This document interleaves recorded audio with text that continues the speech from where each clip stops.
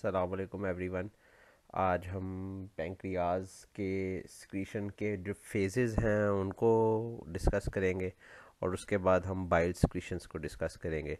तो आज के जो लर्निंग आउटकम्स हैं वो यही हैं कि you should be able to describe the phases of pancreatic secretions, और सेकेंडली ये है कि आप बाइल किस तरीके से बनता है उसको आप डिस्कस कर सको। बाइल सिक्रीशन जो है उसके अंदर अगर आप देखोगे तो लिवर जो है वो बेसिकली बाइल प्रोड्यूस करता है, और यहाँ पे लिवर जो है it acts as an acinar gland, और उसके अंदर छोटे छोटे एसिनार लुमिना होते हैं जिसको हम कहते हैं कैनेलिकुलाई। बाइल जो है उसके अंदर फॉस्फोलिपिड्स होते हैं, कोलेस्ट्रॉल होता है जो कि एक एक्वस सॉल्यूशन के अंदर मौजूद होता है, और वो बाद में आगे चल के ये बाइल एसिड्स जो है ये एक डिटर्जेंट का काम करते हैं। बिल्कुल सोप की तरह का इफ़ेक्ट होता है इनका, और ये आगे चल के सॉल्युबलाइजेशन और इमल्सिफिकेशन ऑफ फैट्स करते हैं। जब ये कैनालिकुलाई से मूव करते हैं तो ये आगे चल के गॉल ब्लैडर के अंदर आके स्टोर हो जाएंगे, और उसके बाद यहाँ पे इनकी कंसंट्रेशन भी होगी बाइल की। यहाँ पे डिफरेंट सब जो बाइल एसिड्स हैं वो कंसंट्रेटेड फॉर्म के अंदर होंगे, और उसके बाद जो है वो बाइल सिक्रीशन जो है उसको एक स्टिमुलस मिलेगा, और उस स्टिमुलस के नतीजे में बाइल जो है वो लिवर से आगे स्मॉल इंटेस्टाइन की तरफ मूव कर जाएगा। इसके अंदर कुछ एनिमल्स के अंदर आपको कॉन्टीन्यूस सिक्रीशन ऑफ बाइल भी मिलेगी, और कुछ एनिमल्स ऐसे भी मिलते हैं, फॉर एग्जांपल हॉर्स है जिसके अंदर गॉल ब्लैडर नहीं होता, तो हम स्पीशीज डिफरेंस को भी कंसिडर करेंगे। अब बाइल को डिस्कस करने से पहले हम ये देख लें कि किस तरीके से पैंक्रियाटिक सिक्रीशन जो है वो रेगुलेट होती है। तो पैंक्रियाटिक सेल्स जो हैं उनके सरफेस के ऊपर आपको डिफरेंट सेल्फ सरफेस रिसेप्टर्स मिलेंगे जो कि स्टिमुलेट हो सकते हैं बाय एसिटाइलकोलिन, बाय कोलिसिस्टोकाइनिन और बाय सिक्रीटिन। तो ये तीनों जो हैं इनके रिसेप्टर्स जो हैं वो आपको मिलेंगे पैंक्रियाटिक सेल्स के ऊपर। Pancreatic acinar and duct cells जो हैं वो ये भी मैंने आपको बताया, neurotransmitter acetylcholine, cholecystokinin and secretin. GIT hormone cholecystokinin जो है वो प्राइमरी हार्मोनल स्टिमुलस है फॉर एसिनार सेल्स, और जीआईटी हार्मोन जो सिक्रीटिन है it is primary hormonal stimulus for duct cells. तो हमारे पास कोलिसिस्टोकाइनिन जो है it will act on acinar cells, और स्क्रीटिन जो है it will act on duct sales. अब when binding sites on surfaces of pancreatic acinar और सेंट्रोएसिनार और duct cells are occupied, these cells will be stimulated and they will secrete their secretions. हर type of cell के ऊपर receptors for acetylcholine, cholecystokinin और secretin जो है वो मौजूद है। एसिटाइलकोलिन जो है वो जिस तरह के लिखा हुआ है न्यूरोट्रांसमीटर के तौर पे, तो it will be release from nerve endings near the cells and it will stimulate secretion. Cholecystokinin और सिक्रीटिन जो है ये सिस्टेमिक सर्कुलेशन से आएंगे दोनों, because these are hormones. Cholecystokinin जो है वो एसिनार सेल्स, और सिक्रीटिन जो है वो डक्ट सेल्स के ऊपर एक्ट करेगा। अब मैक्सिमल स्टिमुलेशन ऑफ सेल्स जो है वो तब होगी जब ये सारे के सारे रिसेप्टर्स जो यहाँ पे मौजूद हैं दे आर ऑक्यूपाइड, और एसिनार सेल्स जो हैं they will secrete more actively in presence of all the three ligands. तब ही मैक्सिमल सिक्रीशन होगी जब ये तीनों के तीनों जो हैं वो रिसेप्टर्स ऑक्यूपाई कर चुके होंगे। ये भी यहाँ पे इम्पॉर्टेंट चीज़ ये है कि सिक्रीटिन जो है वो कोलिसिस्टोकाइनिन के इफेक्ट को ऑगमेंट करेगा, इसको पोटेंशिएट करेगा, ज़्यादा इंक्रीज करेगा, और कोलिसिस्टोकाइनिन जो है वो सिक्रीटिन के इफेक्ट को पोटेंशिएट करेगा। तो यहाँ पे ये दोनों का सिनर्जिस्टिक इफेक्ट है, और ये इन दोनों की पोटेंशिएशन की वजह से आपको एक मैक्सिमल इफेक्ट मिलता है। अब नर्व फाइबर्स जो हैं जो एंड करती हैं in the vicinity of pancreatic acinar glands, they actually originate from cell bodies in the enteric nervous system. इसीलिए जब भी हम गैस्ट्रोइंटेस्टाइनल ट्रैक्ट को डिस्कस करते हैं तो हम पैंक्रियास को जीआईटी के अंदर ही as an accessory organ consider करते हैं। अब ये एंटारिक नर्वस सिस्टम के जो न्यूरॉन्स हैं ये स्टिमुलेट होंगे, और स्टिमुलेशन के नतीजे में एसिटाइलकोलिन रिलीज होगा by impulses that will arrive from other neurons of the ENS.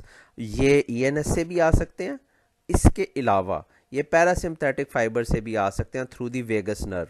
अब वेगस स्टिमुलेशन होगी तो वेगस स्टिमुलेशन के नतीजे में आपको पैंक्रियाटिक सिक्रीशन जो है वो इंक्रीज करेगी। इसीलिए हम ये याद रखना, पहले जितनी भी हमने सिक्रीशंस की डिस्कस की हैं, स्लाइवरी और गैस्ट्रिक, वो पैरासिम्पथेटिक नर्वस सिस्टम के इन्फ्लुएंस में इंक्रीज करती हैं। सिमिलरली पैंक्रियाटिक सिक्रीशन भी इंक्रीज करेगी as a result of parasympathetic nervous system stimulation. तो एक तो पैरासिम्पथेटिक नर्वस सिस्टम का स्टिमुलेशन का कंपोनेंट है इसमें। सेकंड ये है कि हमारे पास जो एंटेरिक नर्वस सिस्टम से न्यूरॉन्स आ रहे हैं वो यहाँ पे आके उनकी सेल बॉडीज जो हैं एंटाइक नर्वस सिस्टम के न्यूरॉन्स की, वो पैंक्रियाटिक सेल्स को स्टिमुलेट करेंगी बाय रिलीजिंग एसिटाइलकोलिन। और जब एसिटाइलकोलिन रिलीज होगा, स्टिमुलेशन होगी पैंक्रियाटिक सेल्स की, तो आपको पैंक्रियाटिक सिक्रीशंस इंक्रीज मिलेंगी। अब जिस तरह हमने गैस्ट्रिक सिक्रीशन के 3 डिफरेंट स्टेजेस या फेजेस पढ़े थे, इसी तरीके से पैंक्रियाटिक सिक्रीशन के भी आपको 3 डिफरेंट स्टेजेस या फेजेस मिलेंगे। पहला phase cephalic phase, second gastric phase, third intestinal phase. अगर अब आप देखो तो अभी फूड इंटेस्टाइन के अंदर मौजूद नहीं है, बट सेफेलिक फेज और गैस्ट्रिक फेज के स्टिमुलेशन के नतीजे में about 30 to 35% of pancreatic secretion is already in the small intestine. इसका फ़ायदा ये होता है कि अभी फूड स्मॉल इंटेस्टाइन के अंदर मौजूद नहीं है, but small intestine is already prepared in anticipation of food. जब फूड इंटेस्टाइन के अंदर मौजूद होता है तो फिर बाकी 70% पैंक्रियाटिक सिक्रीशंस भी स्मॉल इंटेस्टाइन के अंदर आ जाती हैं। और ये हमने पहले भी डिस्कस किया था, अगर आप देखो तो हमारे पास स्मॉल इंटेस्टाइन के अंदर सेल्स हैं जो कि 2 इम्पॉर्टेंट हार्मोन्स बना रहे हैं, कोलिसिस्टोकाइनिन और स्क्रीटिन। जैसे ही स्टमक के अंदर जो एसिडिक काइम है और फूड है वो जैसे ही ड्यूडेनम के अंदर एंटर होगा, साथ ही हमारे पास एंटेरो एंडोक्राइन सेल्स जो हैं जो ड्यूडेनल वॉल के अंदर हैं वो रिलीज़ करेंगे स्क्रीटिन और कोलिसिस्टोकाइनिन। दोनों रिलीज़ होंगे because of the acidic pH and fatty protein rich food. जब ये रिलीज़ होंगे तो ये सिस्टेमिक सर्कुलेशन के अंदर चले जाएंगे और सिस्टेमिक सर्कुलेशन के अंदर से ये जाके पैंक्रियास को स्टिमुलेट कर रहे हैं। अब जैसे ही पैंक्रियास कोलिसिस्टोकाइनिन और सिक्रीटिन की मौजूदगी में स्टिमुलेट होंगे तो अब हमारे पास सिक्रीशन होगी एंजाइम रिच पैंक्रियाटिक जूस की, और उसके साथ साथ हमारे पास बाइकार्बोनेट रिच पैंक्रियाटिक जूस उसके अंदर ऐड होता जाएगा। कोलिसिस्टोकाइनिन जो है वो इंड्यूस करता है secretion of enzyme rich pancreatic juice, whereas secretin induces excretion of bicarbonate rich pancreatic juice. तो कोलिसिस्टोकाइनिन जो है ज़्यादा एंजाइम्स ऐड कर रहा है, स्क्रीटिन ज़्यादातर बाइकार्बोनेट पैंक्रियाटिक जूस के अंदर ऐड कर रहा है। और अगर आप देखोगे तो स्क्रीटिन का जो स्टिमुलस क्या था वो एसिडिक पीएच थी, और कोलिसिस्टोकाइनिन का स्टिमुलस क्या है वो फैटी प्रोटीन रिच फूड है। तो स्टिमुलस जो है उसको ही ऑगमेंट कर रहा है। अगर फैट है और प्रोटीन और कोलिसिस्टोकाइनिन रिलीज हो रहा है तो वो क्या बना रहा है, पैंक्रियास को कह रहा है कि आप ज़्यादा से ज़्यादा एंजाइम्स बनाएं। और अगर एसिडिक पीएच और स्क्रीटिन रिलीज हो रहा है तो वो आगे चल के क्या कर रहा है, वो एक बाइकार्बोनेट ऐड कर रहा है पैंक्रियास के अंदर, और वो ultimately systemic circulation ultimately pancreatic duct से होते हुए कहाँ पे रिलीज होंगे, into the lumen of the small intestine. यहाँ पे ये ज़रूर जहन के अंदर रखना कि सेफेलिक फेज़ और गैस्ट्रिक फेज़ के नतीजे में और stimulation by vagal nerve fibres जो है वो पैंक्रियाटिक जूस तकरीबन 30% के करीब ऑलरेडी यहाँ पे मौजूद होता है। तो ये नहीं होगा कि ये जैसे ही ये जो मटेरियल आ रहा है तो यहाँ पे पेंक्रियाटिक सिक्रीशंस हो ही ना, about 25 to 30% already pancreatic juice यहाँ पे होता है, ताकि ये जब आए तो यहाँ पे कुछ ना कुछ एंजाइम्स और बाइकार्बोनेट मौजूद हो और न्यूट्रलाइजेशन स्टार्ट हो जाए। हाँ, जब ये सारे का सारा यहाँ आ जाएगा तो फिर बाकी 70% पेंक्रियाटिक सिक्रीशंस भी इसके अंदर, स्मॉल इंटेस्टाइन के अंदर आ जाएंगी। अब हमारे पास जो है वो, जो मैं अगर थ्योरेटिकल कंपोनेंट देखूं तो the site and smell of food induces centrally integrated vagal responses, और साइट और स्मेल ऑफ फूड के नतीजे में ही गैस्ट्रोइंटेस्टाइनल ट्रैक्ट की ऑलमोस्ट सारी की सारी सिक्रीशंस होना शुरू हो जाती हैं, जिसमें पेंक्रियाटिक सिक्रीशन शामिल है, जिसको आपको याद हो इसको हमने कहा था cephalic phase of pancreatic secretion. अब इसके अंदर जो है, this is very much analogous to the concept of cephalic phase of salivary and gastric secretion. Second हमारे पास है gastric phase of pancreatic secretion, और gastric phase of pancreatic secretion के अंदर अगर आपको याद हो, स्टमक जब डिस्टेंड करता है या अडेप्टिव रिलैक्सेशन के अंदर जाता है तो एक रिफ्लेक्स मैंने आपको पढ़ाई थी, वेगो वेगल रिफ्लेक्स। ये वेगो वेगल रिफ्लेक्स जो है ये पेंक्रियाटिक सिक्रीशंस को फर्दर स्टिमुलेट करेगी, और अब इसके नतीजे में होगा ये कि इफ़ेक्ट्स दोनों सिफेलिक और gastric phase of pancreatic secretion के नतीजे में intestine is actually ready in anticipation of food. It is ready for the imminent arrival of food prior to stimulation of uh, uh, uh, intestinal phase of pancreatic secretion. तो अब हमारे पास इन दो phases में अगर आप देखोगे तो 30% के करीब पेंक्रियाटिक सिक्रीशंस मौजूद होती हैं। अब 30% के अंदर अगर मौजूद हैं, इसका मतलब intestine is prepared for arrival of food, और इसके नतीजे में पहले ही पेंक्रियाटिक सिक्रीशंस बनना भी शुरू हो जाती हैं। तो अब नाउ दी स्मॉल इंटेस्टाइन की जो माइल्यू है या जो स्मॉल इंटेस्टाइन की इन्वायरमेंट है, इट इज़ रेडी। आगे देखते हैं कि थर्ड फेज के अंदर इंटेस्टाइनल फेज जो है उसमें फिर क्या होगा। अब हम देखेंगे जो intestinal phase of intestinal secretion है, और ये इंटेस्टाइनल फेज जो है अगर आप देखोगे, it is more intense and it involves the endocrine as well as the neuronal stimuli. और अगर आपको याद हो, पीछे मैंने आप स्लाइड में आपको दिखाया था, एक एसिटाइलकोलिन मीडिएटेड रिस्पांस है और दूसरा कोलेसिस्टोकाइनिन और स्क्रीटिन मीडिएटेड रिस्पांस है आपके पास। So this is very intense because 70% के करीब जो ये कंट्रीब्यूट करता है, और सारे के सारे पेंक्रियाटिक सिक्रीशंस जो हैं वो स्मॉल इंटेस्टाइन के अंदर पहुंच जाती हैं। तो इसका एक एंडोक्राइन कंपोनेंट भी है जो कि कोलिसिस्टोकाइनिन और स्क्रीटिन कर रहा है, और इसका न्यूरोनल कंपोनेंट भी है जो कि एसिटाइलकोलिन डोमिनेटेड है। अब अगर आप देखोगे तो this phase actually commences as food material from the stomach enters the duodenum. इसके नतीजे में क्या होगा, जिस तरह स्टमक डिस्टेंड करता है उस तरह स्मॉल इंटेस्टाइन भी डिस्टेंड कर सकती है। तो दिस जब फूड ड्यूडेनम के अंदर एंटर होता है तो this actually leads to the distension of the duodenum. जब ड्यूडेनम की डिस्टेंशन होगी तो automatically intrinsic nervous system activate होगा, जिसके नतीजे में एसिटाइलकोलिन रिलीज होगा, और एसिटाइलकोलिन रिलीज होगा तो स्टिमुलेशन होगी पेंक्रियाटिक स्क्रीटरी सेल्स की, क्योंकि पेंक्रियास के ऊपर एसिटाइलकोलिन के रिसेप्टर्स पड़े हुए हैं। ये और ज़्यादा वेगल रिस्पॉन्सेज ऑफ सिफेलिक और गैस्ट्रिक फेज को ऑगमेंट करेगा। यानी वेगस के जो सिफेलिक और गैस्ट्रिक फेजेस थे वो तो पहले ही चल रहे थे, ये सिक्रीशन जो है जो स्मॉल इंटेस्टाइन की स्टिमुलेशन के नतीजे में हुई है, ये री इन्फोर्स कर रही है पहले से मौजूद वेगल रिस्पॉन्सेस को, और पेंक्रियाटिक सिक्रीशंस की हद तक ये स्टिमुलेशन जो है ये और ज़्यादा ऑगमेंट करेगी, और ज़्यादा इंटेंस हो जाएगा पेंक्रियाटिक सिक्रीशंस।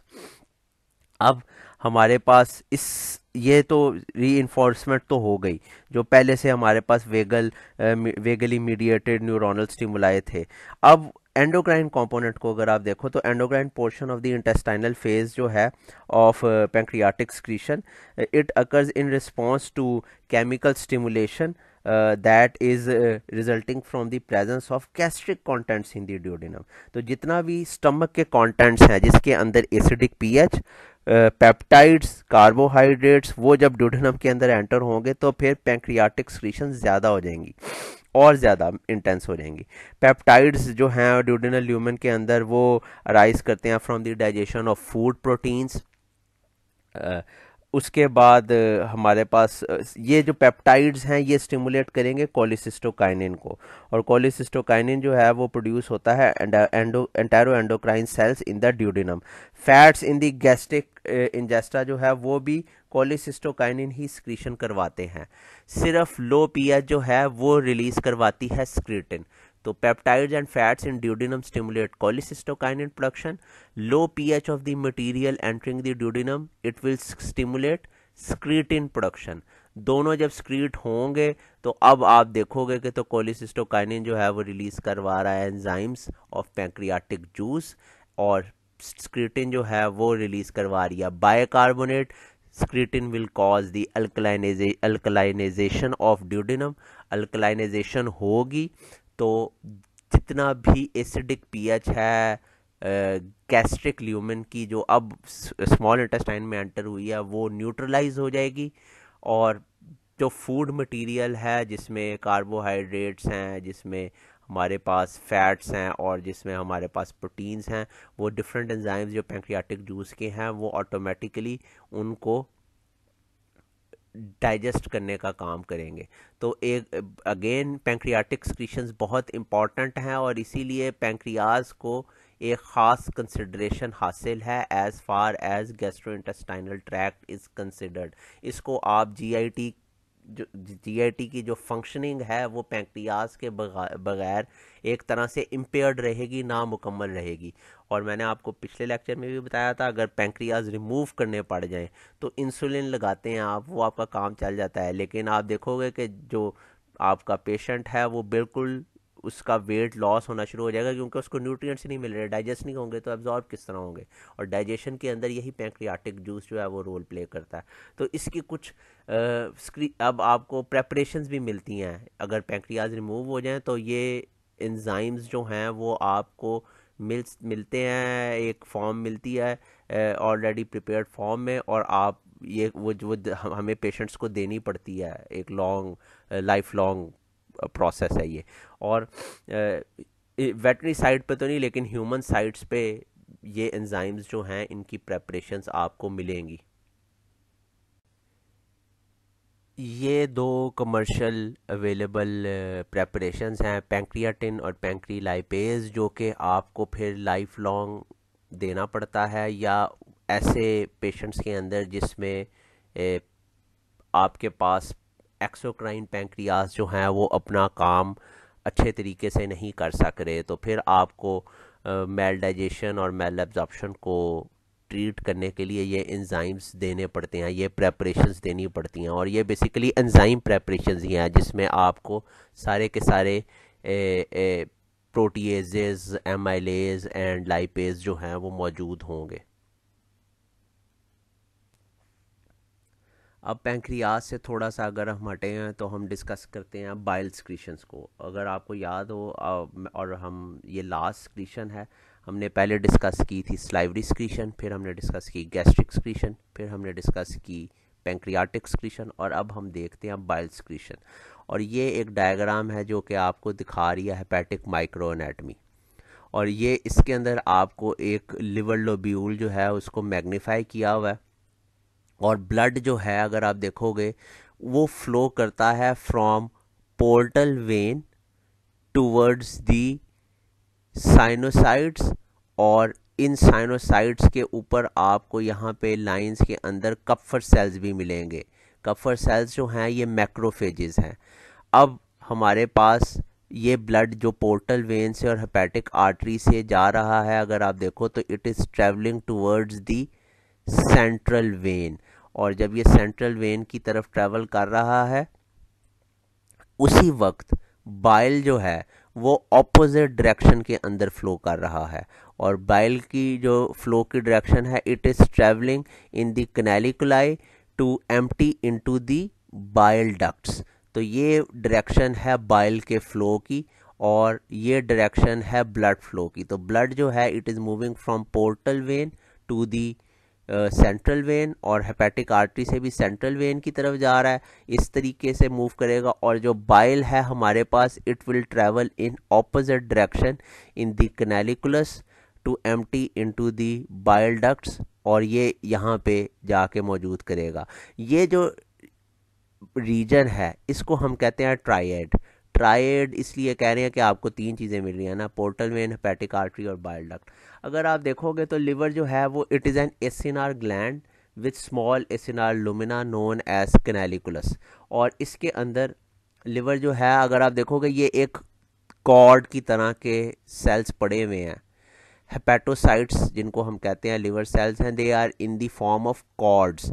कॉर्ड्स जिस तरह एक तार की तरीके से, or these are one cell thick layer of hepatocytes that are continuously bathed on either side by blood from the hepatic sinusoids। तो अब ये देखो, ये अगर फॉर एग्जांपल एक हेपेटिक कॉर्ड है और हेपेटोसाइट्स हैं, तो इस तरफ से भी इसको ब्लड कॉन्टीन्यूसली बात कर रहा है और इस तरफ से भी बात कर रहा है। इस तरीके से ये जो हेपेटोसाइट्स हैं इनको ब्लड इस तरफ से भी बात कर रहा है और इस तरफ से भी बात कर रहा है। अब जब इसके दरमियान में एक छोटी सी स्पेस क्रिएट हो रही है, ये वाली, इस कॉर्ड के और इस कॉर्ड के दरमियान में, और दोनों तरफ ब्लड फ्लो कर रहा है, तो ये जो कैविटेशन है between each row of cells, और ये जो छोटी सी स्पेस क्रिएट हो रही है दो अपोजिंग सेल्स के दरमियान में, यहाँ पे आपको, इसको हम कहते हैं कैनालिकुलाई। और इस कैनालिकुलाई के ये जो स्पेसेस हैं, ये जो चैनल्स हैं, ये जब ज्वाइन करके कैनालिकुलाई बनाएंगे तो ultimately these are connected into bile ducts, और बाइल डक्ट्स के साथ यहाँ पे ये कनेक्ट होंगे, तो बाइल इवेंचुअली स्क्रीट होगा हेपेटोसाइट से in these canaliculi, and this will ultimately drain into bile ducts. तो इसकी डायरेक्शन ऑपोजिट है from the flow of the blood. ये इस डायरेक्शन में फ्लो कर रहा है बाइल, और ब्लड जो है वो इस डायरेक्शन के अंदर फ्लो कर रहा है टुवर्ड्स दी सेंट्रल वेन। तो ये एक प्रोसेस है जिसमें ब्लड ऑपोजिट डायरेक्शन में फ्लो करता है, बाइल उससे ऑपोजिट डायरेक्शन में फ्लो करता है, और बाइल जो है वो सिंथेसाइज होकर बाइल डक्ट की तरफ जाएगा। अभी हम ये भी देखेंगे कि बाइल डक्ट के अंदर जितने भी हमारे पास जो मौजूद हैं बाइल सॉल्ट्स, वो कॉन्टीन्यूसली रिसाइकल भी होते हैं। तो bile is actually secreted from these hepatocytes into the canaliculi, और कैनालिकुलाई के बाद it will flow into the bile duct system. From a functional stand point जो है ना, कैनालिकुलाई में be perceived as acini lined by hepatocytes and emptying into the bile duct system. Bile duct epithelium जो है आगे चल के आप देखेंगे, और मैं डिस्कस भी करता हूँ इसको। ये जो एपिथीलियम है ये एक तरह से मेटाबॉलिकली एक्टिव एपिथीलियम है, जिस तरह के पैंक्रियाटिक डक्ट के अंदर भी जो इंटरकेलेटेड डक्ट्स थी वो एक्टिव थी। तो ये जो एपिथीलियम यहाँ पे इस बाइल डक्ट के अंदर मौजूद होगी, ये भी बाइल की स्क्रीशंस को मॉड्यूलेट कर सकती है। It is capable of altering the composition of canalicular bile. Canalicular bile, जितनी भी बाइल जो कैनालिकुलस के अंदर आई थी प्रोड्यूस होके, ये मॉड्यूलेट हो सकती है, ऑल्टर हो सकती है बाइल डक्ट के एपिथीलियम के अंदर। इस तरीके से जो बाइल डक्ट एपिथेलियल सेल्स हैं, they function in a manner similar और identical to the centroacinar and duct cells of the pancreas. बिल्कुल सिमिलर एक्टिविटी है उसकी मॉड्यूलेशन की, उसकी ऑल्टरिंग की। और यहाँ पे आगे हम ये भी देखेंगे कि एक्चुअली ये जो जितने भी हैं ये रिस्पॉन्ड करते हैं। फॉर एग्जांपल यहाँ पे जिस तरह आपको याद हो स्क्रीटिन बाइकार्बोनेट स्क्रीट कर रहा था, तो स्क्रीटिन बाइल डक्ट के अंदर भी स्क्रीटिन बाइल डक्ट के अंदर भी बाइकार्बोनेट आयंस की स्क्रीशन करवाता है। कुछ ना कुछ बाइल भी अल्कलाइन एनवायरनमेंट कंट्रीब्यूट करती है। तो in fact even the bile duct epithelium respond to screening by increasing their bicarbonate secretion। हाँ, ये ज़रूर है कि पैंक्रियाटिक स्क्रीशन के अंदर बाइकार्बोनेट की तादाद बहुत ज़्यादा होती है कंपेयर टू बाइल डक्ट। तो पैंक्रियाज जो है मेजर बाइकार्बोनेट स्क्रीशंस देते हैं, बाइल जो है वो कम स्क्रीशन देता है बाइकार्बोनेट आयंस की, और दोनों बाइल डक्ट और पैंक्रियाटिक डक्ट ये साइमल्टेनियसली स्क्रीटिन से इन्फ्लुएंस होते हैं और बाइकार्बोनेट स्क्रीशन करवाते हैं। पैंक्रियाटिक स्क्रीशन जो है वो मैसिवली बाइकार्बोनेट आयंस देती है, बाइल डक्ट एपिथीलियम जो है वो बहुत कम देती है। पैंक्रियास के अंदर सेंट्रोएसिनार सेल्स और डक्ट सेल्स हैं जो कि बाइकार्बोनेट बनाते हैं। इसके अंदर बाइल डक्ट एपिथीलियम के अंदर सिंपल बाइल डक्ट के जो एपिथीलियम के अंदर सेल्स मौजूद हैं वो बना रहे हैं bicarbonate ions. Now, the liver is actually composed of plates, which are one cell thick layers of hepatocytes, or these layers, these cords are continuously bathed on either side by blood from these hepatic sinusoids. अब bile जो है it will flow in the opposite direction. In rows of cells के दरमियान में एक small space create हो जाएगी cavitations के नतीजे में, और इसको हम कैनालिकुलाई कहते हैं। और ये कैनालिकुलाई जो हैं ये जब बन जाएंगे तो it will eventually drain into bile ductules. आगे चल के बाइल जो है it is secreted from hepatocytes into the canaliculi and from which it flows into the bile duct system. Next हमारे पास जो है फंक्शनली अगर आप देखोगे तो कैनालिकुलाई जो है it may be perceived as an acini that is lined by hepatocytes and emptying into the biliary duct system. और बाइल डक्ट एपिथेलियम जो है it is metabolically active and it is capable of altering the composition of the canalicular bile and it continuously adds water and electrolytes specially bicarbonate. अब जिस तरीके से हमने pancreatic secretions को देखा था उसके अंदर आपको एंजाइम्स और बाइकार्बोनेट्स मिल रहे थे, इसी तरीके से अगर हम देखें तो बाइल के अंदर क्या क्या ऐसी चीज़ें मौजूद हैं। तो सबसे पहले हमारे पास जो तो सबसे इम्पॉर्टेंट हैं वो हैं बाइल एसिड्स, जिसमें हमारे पास है कॉलिक एसिड और चिनोडीऑक्सीकॉलिक एसिड। ये दोनों एसिड्स जो हैं ये इम्पॉर्टेंट हैं बाइल के अंदर, और आगे देखेंगे कि ये किस तरीके से काम करते हैं सोलबलाइजेशन और इमल्सिफिकेशन ऑफ फैट्स के लिए। फिर हमारे पास इसके अंदर मौजूद होगा फॉस्फोलिपिड्स, जिसके अंदर हमारे पास है लेसिथिन। फॉस्फोलिपिड्स के अंदर लेसिथिन जो है वो बाइल के अंदर मौजूद है और ये एक इम्पॉर्टेंट रोल प्ले करता है फर्दर इमल्सिफिकेशन ऑफ फैट्स के अंदर। फिर कोलेस्ट्रॉल बजाते ख़ुद मौजूद है हम बाइल के अंदर, और ये याद रखना कि हेपेटोसाइट्स जो हैं वो एक्चुअली बाइल एसिड्स बनाते ही कोलेस्ट्रॉल से हैं। So these bile acids are actually derivatives of cholesterol, और केमिकल चेंजेस होती हैं कोलेस्ट्रॉल के अंदर जिसकी वजह से कॉलिक एसिड और चिनोडीऑक्सीकॉलिक एसिड बनता है जो कि रिप्रेजेंटेटिव है बाइल एसिड्स का।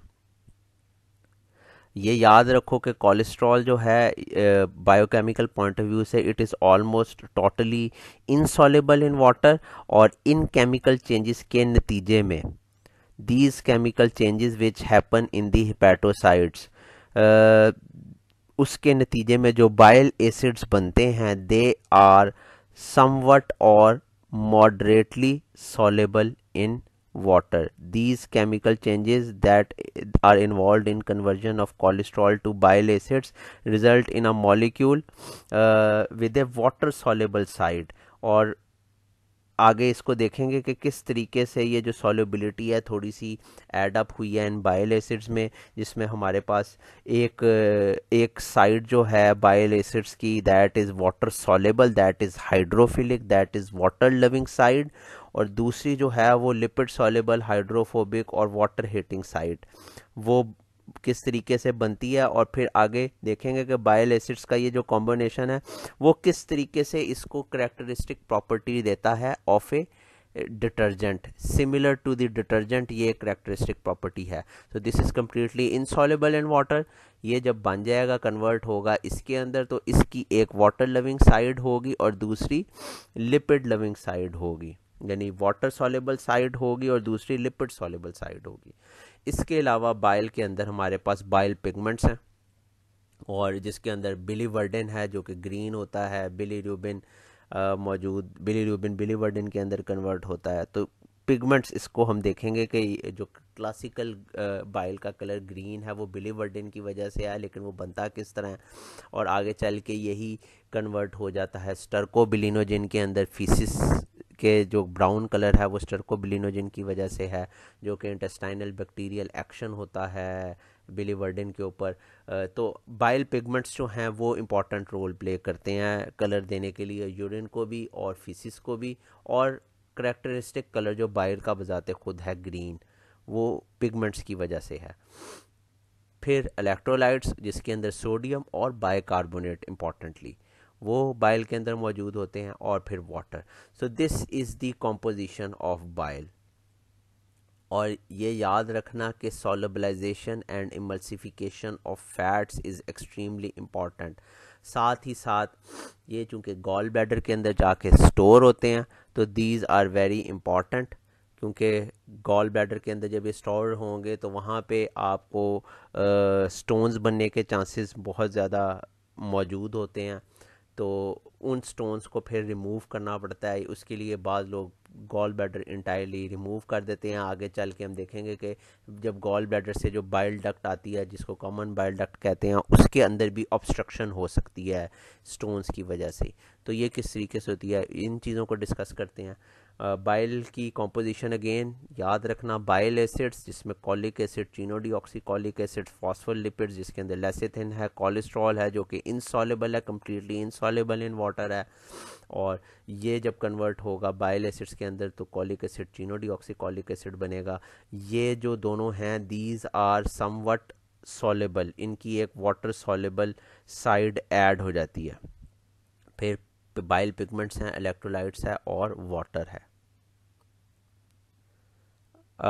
इस डायग्राम के अंदर अगर आप देखो तो लिवर से बाइल डक्ट जो आ रही है, जिसको हम हेपेटिक बाइल डक्ट कह रहे हैं, अभी ये आएगी पहले और ये गॉल ब्लैडर के अंदर स्टोर हो जाएगा जितना भी बाइल आ रहा है। गॉल ब्लैडर जो है वो कनेक्टेड होती है थ्रू अ सिस्टिक डक्ट, और जब ये आगे चलेगी तो ये ड्रेन करेगी कॉमन बाइल डक्ट में, और ये कॉमन बाइल डक्ट जो है ये स्फिंक्टर ऑफ ओडाई के ज़रिए ड्यूडेनम के अंदर या स्मॉल इंटेस्टाइन के अंदर अपनी ड्रेनेज देता है।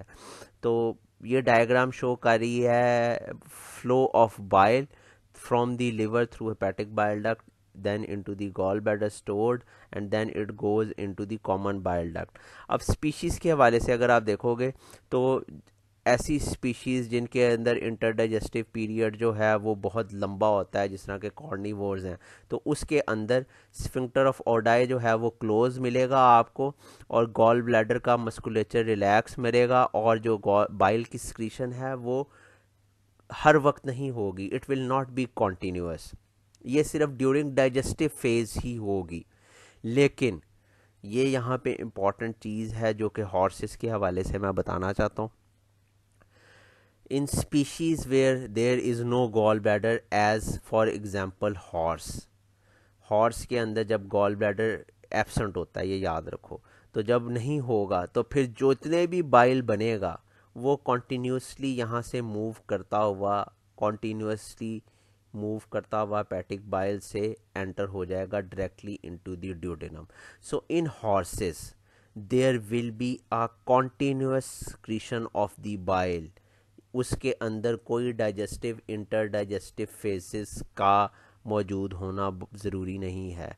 लेकिन बाकी स्पीशीज़ में जिनके अंदर गॉल ब्लैडर मौजूद है, उसके अंदर क्या होगा कि जितना भी बाइल बना है वो गॉल ब्लैडर के अंदर स्टोर हो जाएगा during the inter digestive phase. फिर जैसे ही डाइजेशन स्टार्ट होगी तो कोलेसिस्टोकाइनिन रिलीज़ होगा फ्रॉम द स्मॉल इंटेस्टाइन, और वो आएगा गॉल ब्लैडर के ऊपर, कोलेसिस्टोकाइनिन आके एक्ट करेगा, इसकी कॉन्ट्रैक्शन करवाएगा, कॉन्ट्रैक्शन होगी और of the gall bladder and simultaneously relaxation of the sphincter of Oddi, यही रिलैक्स करेगा, ये कॉन्ट्रैक्ट करेगा, तो जो बाइल यहाँ पे स्टोर हुआ था during the inter digestive phase, now it will evacuate and go into the small intestine.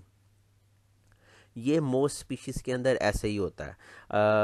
Cats के अंदर मैंने आपको बताया था कि यहाँ पे जो पैंक्रियाटिक डक्ट है वो यहीं पर ही आके कॉमन बाइल डक्ट के अंदर ड्रेन करके तो फिर एंटर होती है इनटू दी स्मॉल इंटेस्टाइन। तो शीप के अंदर भी ऐसा ही है कि कॉमन बाइल डक्ट जो है वो निस्बतन जो पैंक्रियाटिक डक्ट है वो कॉमन बाइल डक्ट के अंदर ड्रेन करती है और फिर सिक्रीशंस आती हैं। कैट्स के अंदर भी तकरीबन इस तरह की एक एनाटमी रहती है। डॉग्स के अंदर जो है वो पैंक्रियाटिक डक्ट और कॉमन बाइल डक्ट की ओपनिंग करीब करीब हैं।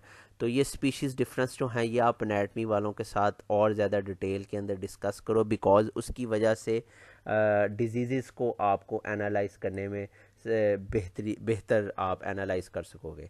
ये from a physiological point of view ये याद रखना कि हॉर्सेस के अंदर बाइल कॉन्टीन्यूसली यहाँ से जितनी भी बनेगी हेपेटिक बाइल डक्ट के ज़रिए, कॉमन बाइल डक्ट के ज़रिए, it will B secreted into the small intestine, because horses के अंदर गॉल ब्लैडर जो है वो एब्सेंट होता है, it is not present in horses.